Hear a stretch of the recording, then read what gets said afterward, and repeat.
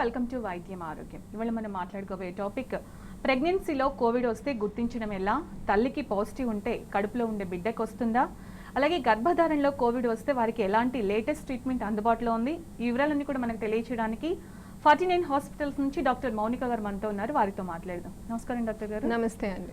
ఇప్పుడు ఇవాళ మనం మాట్లాడుకోబోతుంది చాలా మంది అంటే కన్సీవ్ అయితే ఎవరైతే ఉంటారో ప్రెగ్నెంట్ లేడీస్ అందరికీ కూడా చాలా ఉపయోగపడే విషయం. ముఖ్యంగా అందరూ మొన్న ఒక న్యూస్ చూసిన తర్వాత భయపడిపోతున్నారు. సో ఈ గర్భిణీ స్త్రీలలో కోవిడ్ ప్రభావం ఎలా ఉంటుందంటారు? ఫస్ట్ చెప్పండి. ఇప్పుడు COVID-19 అన్నదండి this came in to origin ఎప్పుడు December 2019 చైనాలో.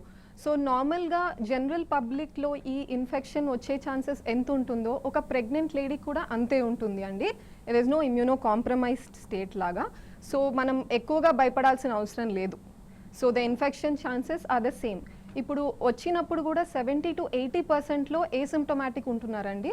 అండ్ ఒకవేళ సిమ్టమ్స్ ఉన్నా కూడా it's only mild or moderate disease అనమాట. అంటే ఫీవర్ ఉండడము, కాఫ్, సోర్ థ్రోట్ కానీ, లేదా కొంచెం loss of sense of smell కానీ, టేస్ట్ కానీ, ఇలా కొంచెం సివియర్ కేసెస్ చూడడము they are lesser only in pregnant women కూడా. అలాగే గర్భిణీ స్త్రీలో కోవిడ్ వస్తే ఎలాంటి సమస్యలు వచ్చేవి అవకాశం, అంటే నార్మల్ వాళ్ళతో కంపేర్ చేసినప్పుడు ప్రెగ్నెంట్ లేడీస్కి ఎలాంటి ప్రాబ్లమ్స్ ఫేస్ చేయాల్సి వస్తుందంటారు? ఎస్. సో ఫస్ట్ ట్రైమెస్టర్ నుంచి మాట్లాడతానండి.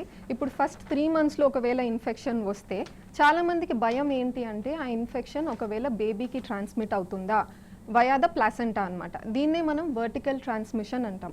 But this risk of vertical transmission అనేది it is almost less than 5% అండి ప్రెగ్నెంట్ విమెన్లో. అండ్ సైంటిఫిక్ డేటా కూడా in the past 2 years that was gathered significant rates చూపించలేదు. So that is one thing we don't have to be worried about. Next వచ్చేసి teratogenicity అంటారు. అంటే అవయవాల డిఫెక్ట్స్తో పుట్టడము ఈ infection వల్ల, అది కూడా మనకు కనపడట్లేదు. నెక్స్ట్ వచ్చేసి towards the later stages of pregnancy, అంటే సెకండ్ ట్రైమెస్టర్, థర్డ్ ట్రైమెస్టర్, అంటే మోర్ దెన్ 7 monthsలో ఇన్ఫెక్షన్ వచ్చినప్పుడు స్లైట్లీ ఒక 2 to 3 times higher risk of preterm birth చూస్తున్నాం. అంటే 37 weeks కంటే ముందే డెలివరీ అయ్యే ఛాన్సెస్ ఉన్నాయి అన్నమాట. సో ఇలాంటి సిచ్యువేషన్లో ఏంటి అంటే బేబీ కోసము NICU అవసరం ఉండొచ్చు. కొంచెం లో బర్త్ వెయిట్తో బేబీ పుడుతుంది కాబట్టి హెల్ప్ అవసరం ఉండొచ్చు. సో టెర్షరీ కేర్ హాస్పిటల్స్లో డెలివరీ అయ్యేలా చూసుకుంటే సరిపోతుంది.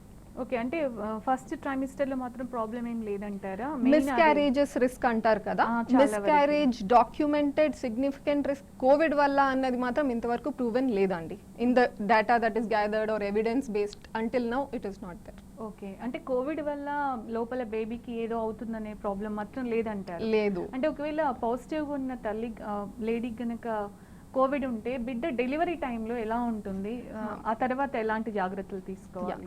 సో డెలివరీ ఏంటి అంటే కొన్నిసార్లు వయా ద వెజైనా డెలివరీ అయినప్పుడు బాడీ ఫ్లూయిడ్స్ ద్వారా ఏమైనా ట్రాన్స్మిషన్ ఉంటుందా, ఈ భయాలు ఉంటాయి అన్నమాట.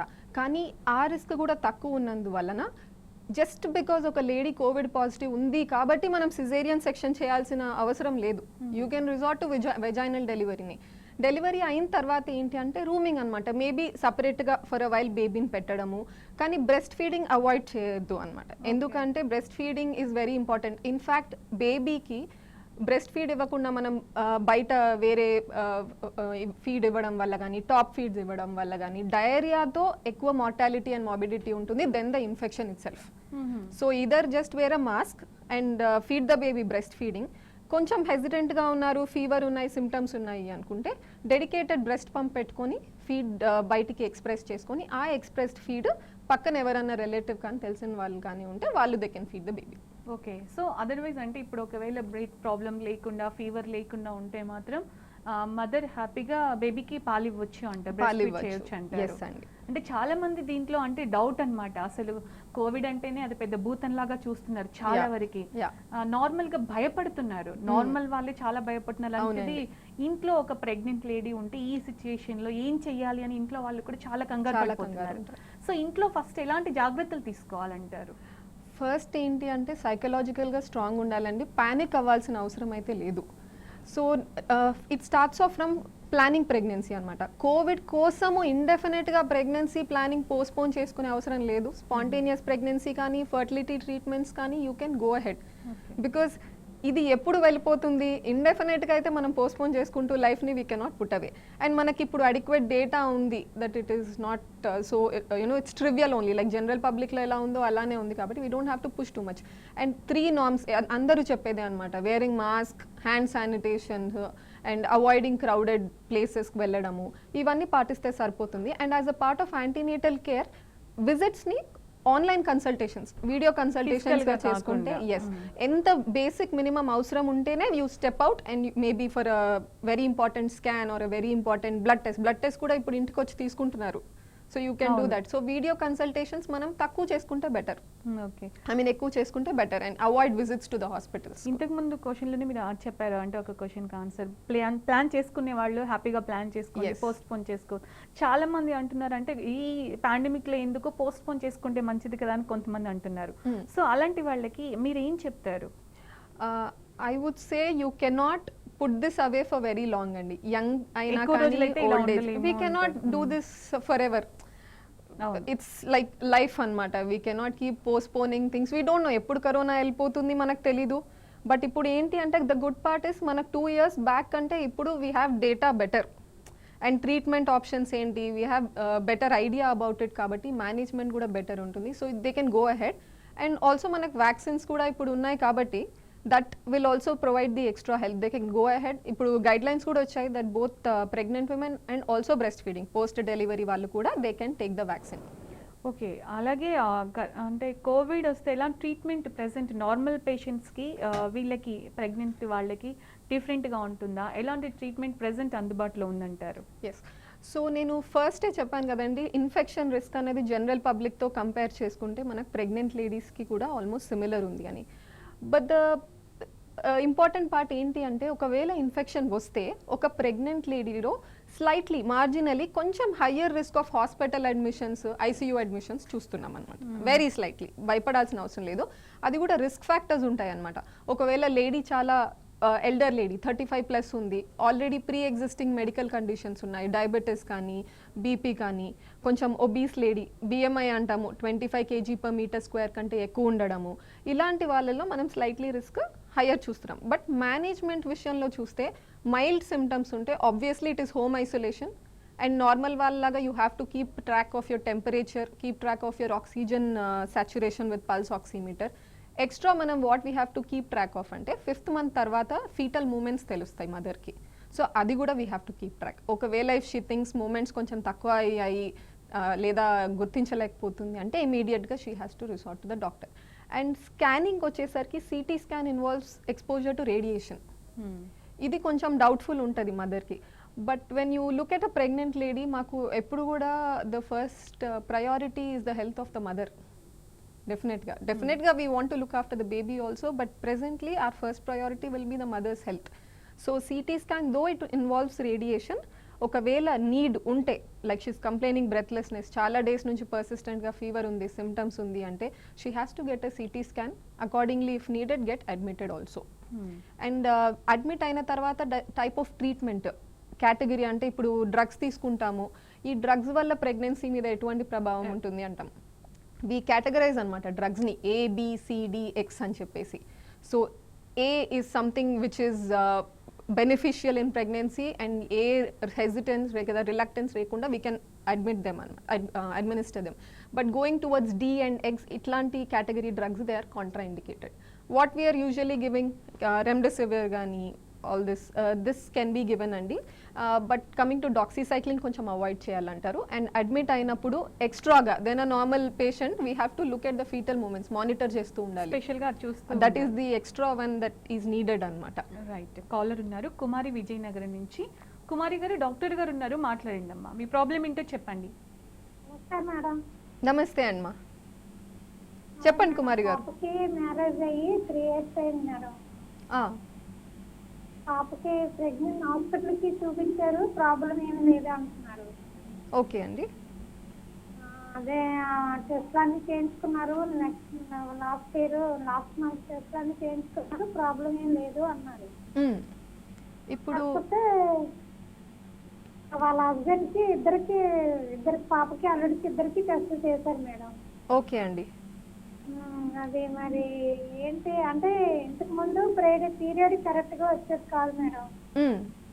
ఇప్పుడు హాస్పిటల్ కి వెళ్ళిన తర్వాత విజయనగరంలో రవిచంద్ర గారు మేడం, ఆ, ఆయన దగ్గర చూపించుకున్నాక మెడిసిన్ వాడినాక మంత్లీ డేట్ వస్తుంది మేడం. మ్మ్. పోయిన నెల వెళ్ళారు, టెస్ట్లు అన్ని చేయించుకున్నారు మేడం. ఓకే నాన్న. ఇప్పుడు వయసు ఏంటండి ఇద్దరిది, అల్లుడిది కూతురిది? అల్లుడిది 28 మేడం, పాపది 23 మేడం. ఓకే అండి, యంగ్ ఏజే అండి ఇద్దరిది యాక్చువల్లీ. మామూలుగా ఒక కపుల్ మనం 1 year వరకు రెగ్యులర్ సైకిల్స్ ఉండి ఏ కాంట్రసెప్షన్ వాడకుండా కూడా మనకు ప్రెగ్నెన్సీ రాలేదంటే obviously we have to consult a fertility specialist. మీరు కరెక్ట్ విషయమే చేశారు. ఇప్పుడు టెస్ట్స్ అన్నీ అంటే అల్లుడివి కౌంట్స్, పాపవి యూట్రస్, ఓవరీ స్కాన్ అన్నీ చేశారా అండి? నార్మల్ ఉన్నాయా? ట్యూబ్స్ గురించి చూసారా? ట్యూబ్స్ 2 ఓపెన్ ఉన్నాయా? కుమారి గారు, యా, జనరల్ చెకప్ చేసుకోవాలండి. ట్యూబ్స్ కూడా మనం చూసుకోవాలి.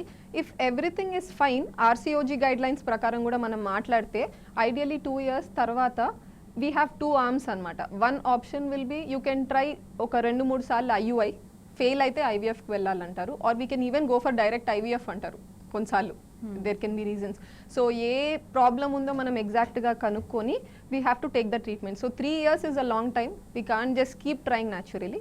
సో ఇదర్ టాబ్లెట్స్ తీసుకోనన్నా ట్రై చేయాలి, లేదా ఒక ఐయుఐ పద్ధతి అన్నా వాళ్ళు they have to go ahead and do it. Consultation లో ఉండడం చాలా మంచిది అంటారు. yes they have done it already కాబట్టి అంతా బాగుంది అంటే కూడా ఇట్ ఈస్ అన్ఎక్స్ప్లెయిన్డ్ ఫర్టిలిటీ. మనం సూపర్ఫిషియల్గా మాత్రమే చెక్ చేయగలం. ఒక ఓవరీలో ఎగ్ రిలీజ్ అవుతుందా, ట్యూబ్ ఓపెన్ ఉందా, స్పర్మ్ కౌంట్స్ బాగున్నాయా.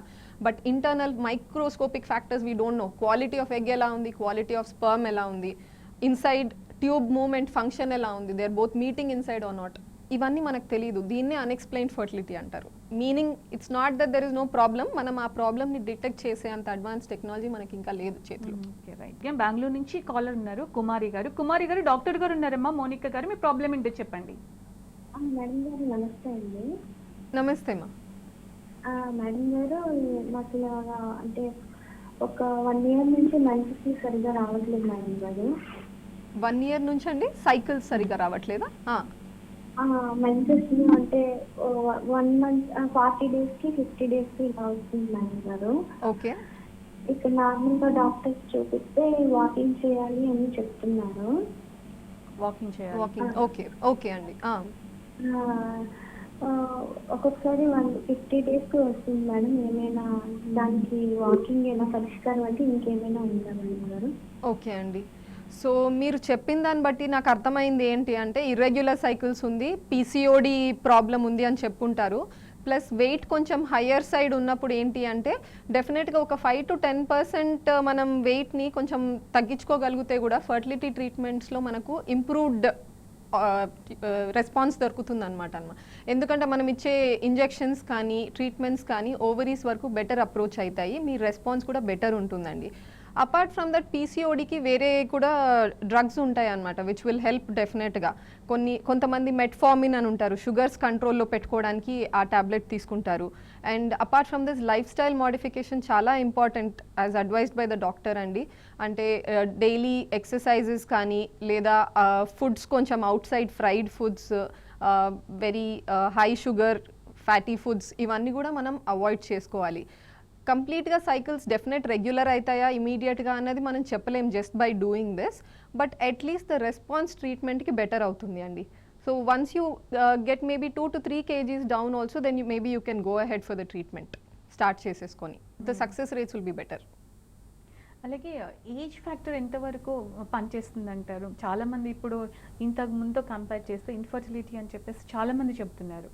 సో అలాంటి వాళ్ళు ప్లాన్ చేసుకుంటే ఏజ్కి సంబంధించి చూస్తే ఎప్పుడు ప్లాన్ చేసుకుంటే మంచిది? ఇప్పుడు చాలా అంతా లేట్ మ్యారేజెస్ అవుతున్నాయి, కిడ్స్ కోసం లేట్గా ట్రై చేస్తున్నారు. అలా కాకుండా పర్ఫెక్ట్ ఏజ్ అంటే ఏం చెప్తారు? Okay, I cannot define a perfect age because present టైంలో ఇప్పుడు మీరే చూస్తున్నారు కాలర్స్ అందరూ they 23 years 28 years and they still have problems. కానీ at least going by broad category are what we see the high prevalence 35 years అండి. 35+లో అందుకే we even tell 6 months తర్వాతనే అప్రోచ్ అవ్వాలని. అన్లైక్ లెస్ దెన్ 35లో 1 year వరకు wait చేయొచ్చు అంటాము. But in those who are above 35 6 monthsకే దే హ్యావ్ టు గో. ఎందుకంటే మనం when we are born with a fixed set of eggs which are around 1 to 2 million and they drastically come down 4 to 5 lakhs అవుతాయి మన menses start అయిన టైంకి కరెక్ట్గా. అక్కడ నుంచి ఎవ్రీ మంత్ ఒక్క ఎగ్ కాదండి, హండ్రెడ్స్లో థౌజండ్స్లో చనిపోతూ ఉంటాయి eggs. So that's the reason we can have only certain number of cycles till 40 or 50, ఆ తర్వాత ఆగిపోతాయి మనకు సైకిల్స్. సో ఆ 35+ వెళ్ళేసరికి ఏంటి అంటే ఈ డిక్లైన్ ప్రతి మంత్లో చనిపోయే ఎగ్స్ ఇంకా కూడా ఎక్కువ అయిపోతాయి ఫాస్టర్.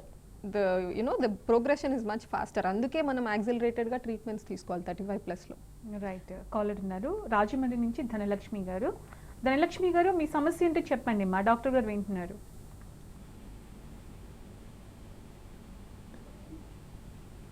ధనలక్ష్మి గారు మాట్లాడండి అమ్మా. హలో, నమస్కారం అండి. నమస్తే మా. నా పేరు ధనలక్ష్మి అండి. చెప్పండి. మా బాబుకి 3 years అండి ఇప్పుడు. అయితే మా బాబుకి 3 years 1.5 year ఉన్నప్పుడు అబార్షన్ అయిపోయింది అనమాట. ఓకే అండి. అబార్షన్ అయిన దగ్గర నుంచి డైలీ పీరియడ్స్ మంత్ కి వచ్చేస్తున్నాయి కరెక్ట్ గా. చెప్పండి మా. అయితే ఒక 10 days తర్వాత అలా వస్తున్నాయి అనమాట అండి. బాగా పెయిన్ కూడా ఎక్కువగా ఉంటుంది. ఓకే,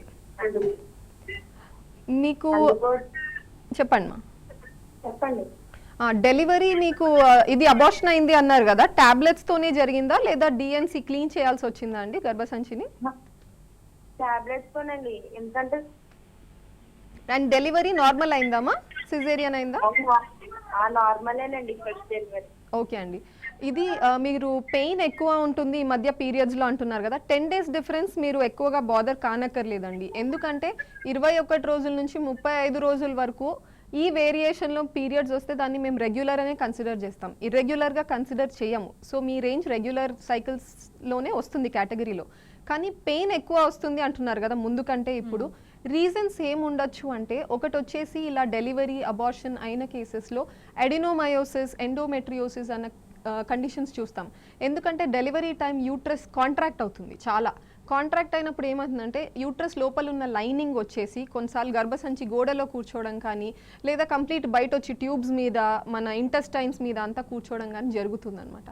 ఇలాంటి సిచ్యువేషన్లో ఎవ్రీ టైం పీరియడ్ ఒక హార్మోన్ సైక్లిక్ వేరియేషన్ అవుతూ ఉంటుంది. సో ఎప్పుడైతే హార్మోన్స్ హై టచ్ అవుతున్నాయి, లో టచ్ అవుతున్నాయి, ఈ వేరియేషన్ టైం అంతా ఈ బయట డిపాజిట్ అయిన స్పాట్స్ కూడా రియాక్ట్ అవుతుంటాయి. అప్పుడు మనకు పెయిన్ ఎక్కువగా ఉంటుంది. సో దీనివల్ల డెఫినెట్గా ప్రెగ్నెన్సీ రాదు అని ఏం లేదు. బట్ స్లైట్లీ కొంతమందికి ట్యూబ్స్ ఏమైనా కాంప్రమైజ్డ్ ఉంటే కొంచెం అతుక్కొని ఉంటాయి ఈ ఎండోమెట్రియోసిస్ అన్న కండిషన్ వల్ల. సో అది ఏమన్నా ఉందంటే మనం చూసుకోవాల్సి ఉంటుంది. For that we can take treatment. డెఫినెట్గా స్కాన్ చేసుకొని we can find out what the reason. Right, మరొకరు ప్రవీణ్ ఉన్నారు హైట్ నగర్ నుంచి. ప్రవీణ్ గారు మాట్లాడండి. ప్రవీణ్ గారు నమస్కారం మేడం. నమస్తే సార్. మేము హైదరాబాద్ నుంచి మాట్లాడుతున్నాము. చెప్పండి. మాకు మ్యారేజ్ అయ్యి 4 years అవుతుంది. ఓకే అండి. ప్రజెంట్ ఏంటంటే మా మేడం వైపు అంతా మంచిగా ఉంది, నాదే కొద్దిగా కౌంట్ ఒక 7,000 6,000 7,000 ఉంది అన్నట్టు. నువ్వు ఏ విధంగా ప్రాసెసింగ్ అవుతే బాగుంటుంది? ఇప్పుడు మ్యారేజ్ అయ్యి 4 years అవుతుంది అంటున్నారు కదండి. అండ్ వైఫ్ ఏజ్ ఏంటండి? 27 అండి. 27. మీ ఏజ్ అండి? 34 అండి. 34. మీరు కౌంట్స్ ఇప్పుడు 6,000 లేదా 7,000 అన్నారు, కరెక్టేనా అండి? అవునండి. ఓకే. యూజువలీ మనము సెమెన్ అనాలిసిస్ నార్మల్ పారామీటర్స్ అంటే ఏంటి అంటే అట్లీస్ట్ 15 million పైన ఉండాలండి నార్మల్. అంటే ఒక స్పాంటేనియస్గా చిన్న సైజ్ ట్రీట్మెంట్స్తో కానీ, బీట్ ట్యాబ్లెట్స్తో కానీ, ఐయుఐ పద్ధతి ద్వారా కానీ ప్రెగ్నెన్సీ రావాలంటే 15 million 1.5 crore పైన ఉండాలి sperms. So when we have 6,000 7,000 ఏంటి అంటే కొన్ని హార్మోనల్ టెస్ట్స్ చేసుకోవచ్చు. ప్రాబ్లం ఏమన్నా ఉందా మనం తెలుసుకొని గొనాడోట్రోపిన్స్ అని ఇంజెక్షన్స్ ఉంటాయి. వెన్ యూ కన్సల్ట్ ఆండ్రాలజిస్ట్ అని మగవాళ్ళకు కూడా డాక్టర్ ఉంటారు, డెడికేటెడ్ డాక్టర్. సో ఆ ఆండ్రాలజిస్ట్ని కలిస్తే ఆ హార్మోన్స్ టెస్ట్ చేసుకొని ఇంజెక్షన్స్తో ఏమైనా ఇంప్రూవ్ చేయొచ్చా నంబర్స్ అన్నది చూస్తారు ఫస్ట్. ఎస్, అది హీల్ డెఫినెట్లీ ట్రై. ఒక 1-2 months మనం చేసుకోవచ్చు. ఆ తర్వాత మళ్ళీ రిపీట్ చేసుకొని సెమెన్ అనాలిసిస్ చూసుకోవాలి.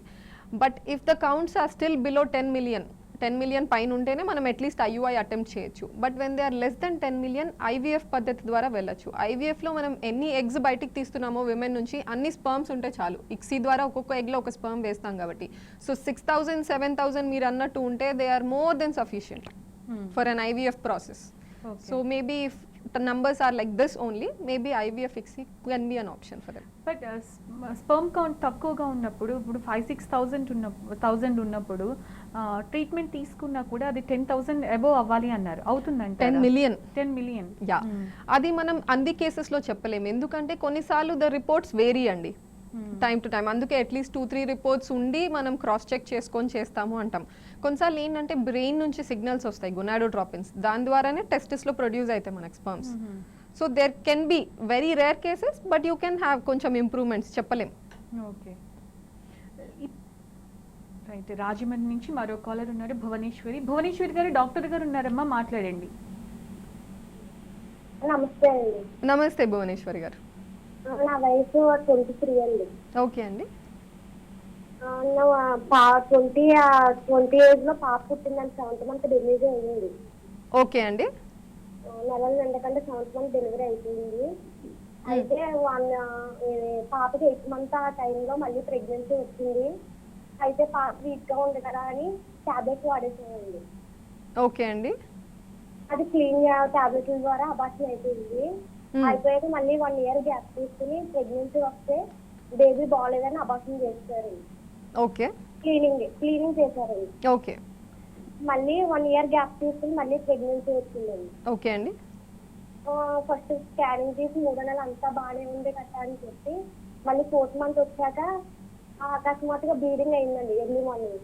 అయితే మళ్ళీ నేను వెళ్ళి డాక్టర్ని కన్సల్ట్ చేస్తే హార్ట్ బీట్ అవుతుంది అని చెప్పి మళ్ళీ అబార్షన్ చేస్తారు. ఓకే. ఎందుకు ఎలా అవుతుందండి? ఎంత గ్యాప్ కూడా తీసుకుంటే ఎలాంటి మందులు వాడలేదండి ప్రెగ్నెన్సీ ఆగడానికి కట్ట. ఓకే అండి. లో వీక్ గా ఉందని డాక్టర్ సలహా మీదకే టాబ్లెట్స్ తీసుకుని అబార్షన్ అయ్యింది. ఓకే. ఇప్పుడు ఎందుకు నిలబడట్లేదు?